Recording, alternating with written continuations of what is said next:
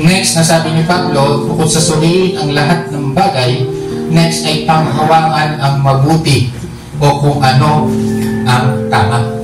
Okay? Panghawakan natin yung tama. Panghawakan natin mabuti.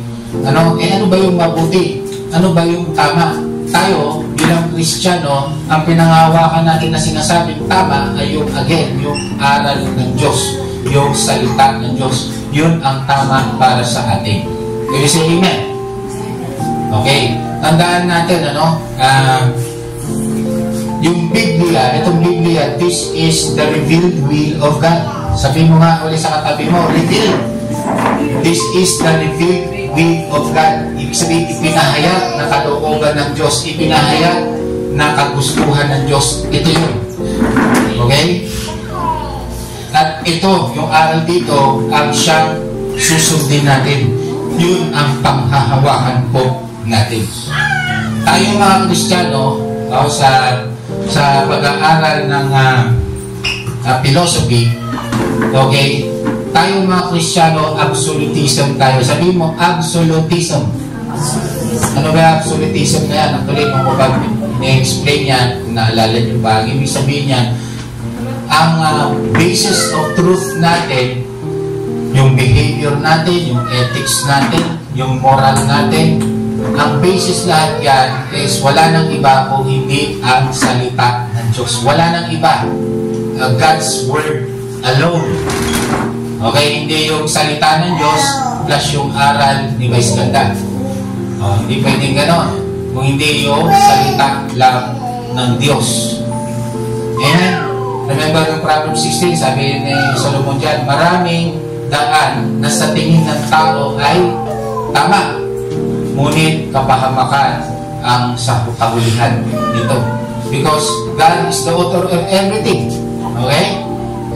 Ang tao akala niya, alam niya na. Hindi niya alam, beyond that, kapahamakan pala ang nakaabang. Kaya sabi nga, sa harap ng Diyos, mahirap at mamarunong ka. Sapagat ang Diyos lang ang tunay na marunong. All we have to do is to trust the instruction of God. We don't have to fully understand the Word of God. We say amen? I remember when God spoke to Abraham and commanded Abraham to offer his Isaac. Mahirap gawain yun kung gagamit tayo ng human reasoning. Okay? Tandaan natin, absolutism tayo. Ang katotohanan natin, ang action natin, ang ethics natin, ang behavior natin, ang moral natin is based on the Word of God. We are not relativism. Sabi mo, relativism. Relativity. Anong ibig sabihin yan? Individual reasoning or group reasoning. So, ibig sabihin, ang tama sa mga relativism kung ano yung reason nila. Because they reason to themselves but rejecting the truth of the Word of God. Yan tinatawag justifying his action. Kaya yan pa na naman papasok yung ginagamit pa yung God's will, hindi naman naiintindihan yung pinagsasabi. Meron akong alam, hindi ko nasabihin ng pangalan, nag-asawa siya, yung may sabit sila pareho. So in short, hindi maganda yung kanilang ginawang pagsasama. Tapos, matagumpay sila nakapagsama. So may mga nasaktan silang tao.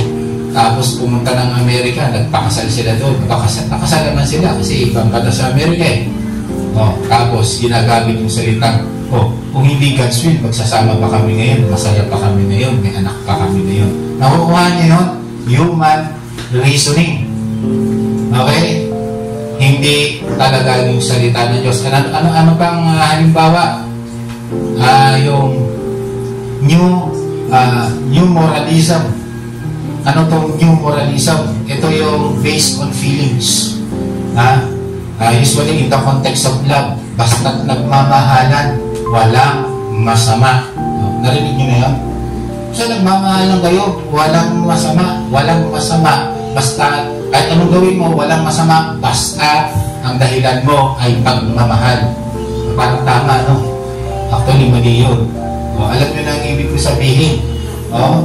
Marami ngayon, ginagawang dahilan yung pag-ibig, kahit kontra sa sinasabi ng Diyos, ay ginawang dahilan yung pag-ibig.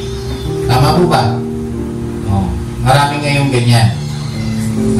Based on feelings. Kung hindi ka, basta masaya ako. Ang basihan ng tama sa kanya ay yung masaya ako. Regardless kung anong sinabi ng Biblia. Halimbawa, bigyan kita ng sample, pagpapatawad sa nagkakasala sa atin. Masaya kang hindi nagpapatawad, gusto mong makaganti. Para sa iyo, yun ang tama. Kung hindi mo maramdaman yung paggaganti at hindi ka masaya, hindi mo sundin yung salita ng Biblia, mali yung Biblia. Hindi ako masaya sa gusto ng Biblia, patawarin. Hindi pwede yun. Ayan. So nakita natin, new moralism. Ano ba? Contextualism o contextuality. Ano naman yung contextualism? Yan yung depende. Sabi naman nila. Depende. So kung ano ang tama, depende sa sitwasyon. Makinig. Diba? Narinig natin yan. Dependean.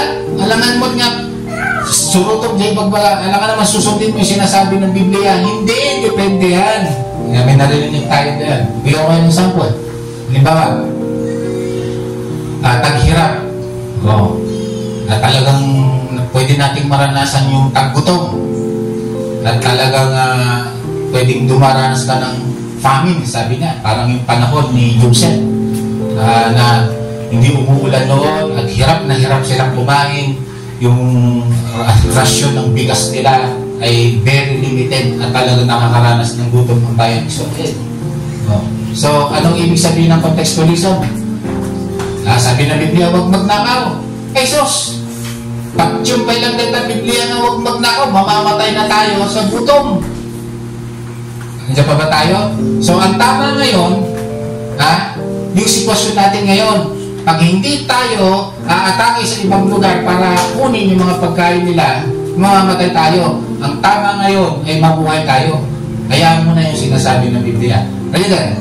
Pero sa ating Kristiyano, makinig po tayo dito, ay the death, kahit kamatayan pa ang magiging dulot sa atin ito, kung anong sinabi ng Biblia, yun ang panghahawakan natin.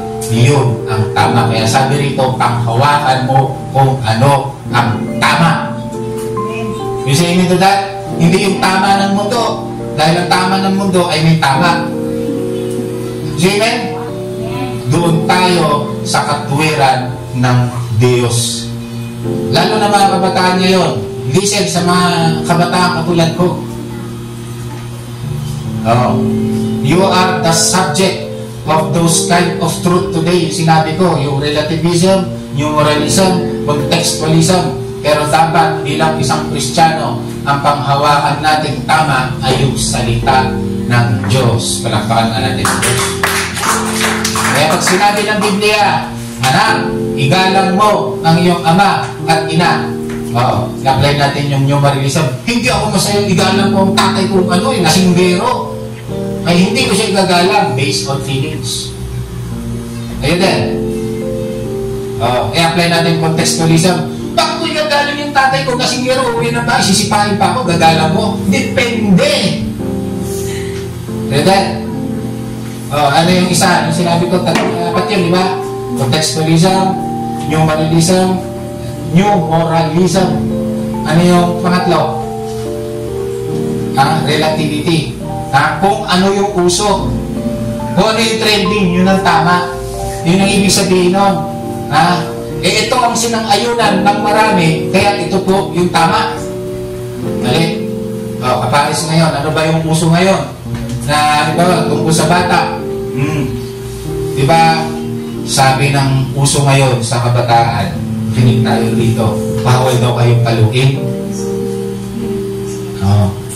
Trending ngayon yun. Diba? Kaya yung mga kabataan naman ngayon, ay ginagamit yung trending na yan. Paluin mo, lumugin sa pulis. Hindi ganun. Bilang isang Kristiyano, remember, do not conform to the pattern of this world. Huwag kang sasang-ayon sa takbo ng mundong ito. Amen? But transform by renewing of your mind. Magbago ka ng kaisipan. Hindi ang mundo ang tama kung hindi ang salita ng Diyos. Palakpakan siya. Kaya ang nangyayari, mga kapatid ko sa Panginoon, tignan mo nangyari sa takbo ng mundo. Ang dami kasing matatalino, ang dami kasing henyo. Ito ang tama, sabi nila. Hindi, mali ka, ito ang tama. Lahat sila may tama.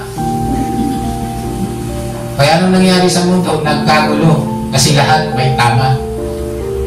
Hindi pinahawakan ang isa lang dapat ang tama, ang salita ng Panginoon. God, praise be to God. Darating ang panahon when God transfer us to new heaven, doon ay may bagong batas, may bagong government. Wala nang iba kung hindi ang batas lang ng Diyos ang iira doon. At lahat ng titira doon ay may pusong nagpapasakop sa Diyos na buhay. At kasama tayo doon. Amen? Amen.